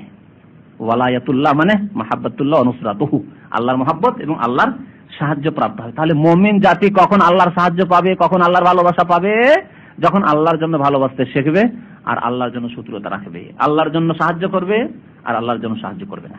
ওয়ালাই ইয়াজিদ আবদুন তা'আমাল ঈমান, আর কোন বান্দা ঈমানের স্বাদ অতক্ষণ পাবে না, ওয়াইন কাসুরাত সালাতুহু ওয়া সাওমু, যদিও তার নামাজ এবং রোজা অধিক পরিমাণে হয়, বহু নামাজ পড়ে, খুব রোজা রাখে, তারপরেও ঈমানের স্বাদ পাবে না কতক্ষণ? হাত্তা ইয়াকুনা কাযালিকা, যতক্ষণ এইরকম বৈশিষ্ট্য না থাকবে। কি বৈশিষ্ট্য? যে আল্লাহর জন্য ভালোবাসা, আল্লাহর জন্য সাহায্য করা, আল্লাহর জন্য ঘৃণা করা, আল্লাহর জন্য শত্রুতা রাখা। ওয়াকাদ সারাত আম্মাতু মুআখাতিন নাস আলা আমরিদ দুনিয়া, আব্দুল্লাহ বিন আব্বাস বলছেন, কিন্তু আজকাল দেখেন নবী সাল্লাল্লাহু আলাইহি ওয়াসাল্লামের জামানার কিছু পরেই মানুষ পার্থিব স্বার্থের জন্য অনেকেই ভালোবাসা শুরু করেছে। নেতৃত্বের ভালোবাসা, এর সাথে আমার নেতৃত্বের স্বার্থ রয়েছে, এই পার্টিতে আমি কেন তাড়াতাড়ি আমি নেতৃত্ব পৌঁছতে পারবো, আমি একটা এমপি হয়ে যেতে পারবো, একটা মন্ত্রী পদ পেয়ে যেতে পারবো, আমি একটা ভালো মানে আমার কাছে এলাকার যতগুলি রিলিফ টিলিফ আসবে সব আমার মাধ্যমে আসবে, তো আমি খেয়ে দিয়ে একটু মোটা হইতে পারবো। এইসব ভালোবাসা না? পার্টির ভালোবাসাগুলি তো এইসব ভালোবাসা। তারপরে এই যে পীর মাজারের ভালোবাসা, মাজারের ব্যবসা, এই যে নজর নিয়াজ পড়তে আছে লক্ষ লক্ষ টাকা, এই রাজনৈতিক ইনকামের চাইতে বেশি ইনকাম কবর মাজারগুলিতে, রাজনৈতিক ইনকামের চাইতে বেশি ইনকাম রয়েছে কবর মাজার পূজাতে, কোনো মতে কম নেই। সুতরাং এই যে মাজার পূজারীদের একে অপরের ভালোবাসা হচ্ছে দুনিয়ার ভালোবাসা, পয়সার ভালোবাসা, নজর নিয়াজ আর ফাতিহা খানির ভালোবাসা। তো অধিকাংশ মানুষের ভ্রাতৃত্ব হয়ে গেছে আলা আমরিদ দুনিয়া, পার্থিব উদ্দেশ্যে। আব্দুল্লাহ বিন আব্বাস রাদিয়াল্লাহু তাআলা আনহু বলেন, পার্থিব উদ্দেশ্যে, পৃথিবীর কারণে। দেখেন আপনি আপনার বন্ধুকে খাওয়াচ্ছেন কিসের জন্য? আপনার দিনী ভাইরা এখানে রয়েছেন, কিন্তু আপনি দুইজন একজন ভাইকে প্রত্যেক সপ্তাহে নিয়ে গিয়ে খাওয়ান, আবার অন্যদেরকে কখনো খাওয়ান না। যদি এরকম একটা ছোট্ট উদাহরণ নেন, কেন? এর উত্তর যদি হয় যে আমরা একই গ্রামের লোক, একই ডিস্ট্রিক্টের লোক, একই অঞ্চলের লোক, একই দেশের লোক, ঠিক না? সমস্যা, সমস্যা, ইমানে সমস্যা আছে। একজন লোক খবর থেকে আসছে, বেচারা 500 টাকা বেতন, তাকে কখনো নিয়ে গেলেন না, গরিব মানুষ। আর একজন লোক তার 1500, 1200 বা 1500 বেতন, তারপরে শুধু এই জন্য খেতে নিয়ে যাচ্ছেন যে সে আপনার এলাকার লোক, দেশি বা ইত্যাদি ইত্যাদি, বা আপনার গ্রামের ইত্যাদি, বা ওর সাথে আপনার ব্যবসার মানে আশা রয়েছে যে ওর দ্বারা কিছু করতে পারবো, ওর কাছে একটা ভিসা পেতে পারি, ইত্যাদি ইত্যাদি, দুনিয়ার গরজ, দুনিয়ার গরজ। বা ওর বোনকে বিয়ে করব, বিয়ে দিতে চাইছে, আশা আছে, ওর একটা বোন আছে ভালো, এটা হচ্ছে দুনিয়াবি গরজের ভালোবাসা। বুঝতে পারছেন না? দুনিয়াবি গরজের ভালোবাসার জন্য খাতে খাওয়াচ্ছেন, আপনি খাচ্ছেন, খাওয়াচ্ছেন, খাচ্ছেন, খাওয়াচ্ছেন। অথবা ও বেশি খাওয়ায় সেজন্য, তার বাসায় গেলে খাওয়ায়, কোনোদিন না খেয়ে আসতে দেন সেজন্য আপনি থাকে খোবার গেলে তো ও খাওয়াবেই খাওয়াবে। তো সুতরাং আমার যখন শুক্রবার আসে তো আমি খাওয়াবোই খাওয়াবো, এই যে বদলের খাওয়া, এটি কি? আলা আমরিদ দুনিয়া, পার্থিব সম্পর্ক, পার্থিব সম্পর্ক, আমাকে খাওয়াই বলে খাওয়াই, অথচ সে ইচ্ছা করলে হোটেলে খেতে 1000, 1200, 1500 বেতন আছে, হোটেলে খেতে। পক্ষান্তরে একজন ভাই দিন শিখার জন্য আসছে ওই সেকেন্ড ইন্ডিয়াল সিটি থেকে, আউজাম থেকে, সাফওয়া থেকে, কাতির থেকে, আর বেতন মাত্র 300, 400, 500 টাকা। হ্যাঁ, তাকে কোনোদিনই জিজ্ঞাসা করে, মুখ শুকিয়ে, তাকে হয়তো সারাদিন খাই না, বেচানো নাস্তা করে এসছে, আবার বাসা যাবে তো খাবে, জিজ্ঞাসাও করেন না যে ভাই আপনি তো অনেক দূর থেকে আসেন, কোথায় খাওয়া দাওয়া করেন, ভাই আপনার বেতন সাথে কত, কি অবস্থা, আপনার চাকরি বাকরির কি অবস্থা, কোনোদিন জিজ্ঞেস করেন না। অথচ দুইজনে মুমিন ভাই, কিন্তু একজনের সাথে আবার পার্থিব সম্পর্ক, বেনিফিট, দুনিয়াবি ফায়দা আছে, আর একজনের সাথে কোনো ফায়দা দেখতে পাচ্ছেন, একে খাওয়াইয়ে কি হবে?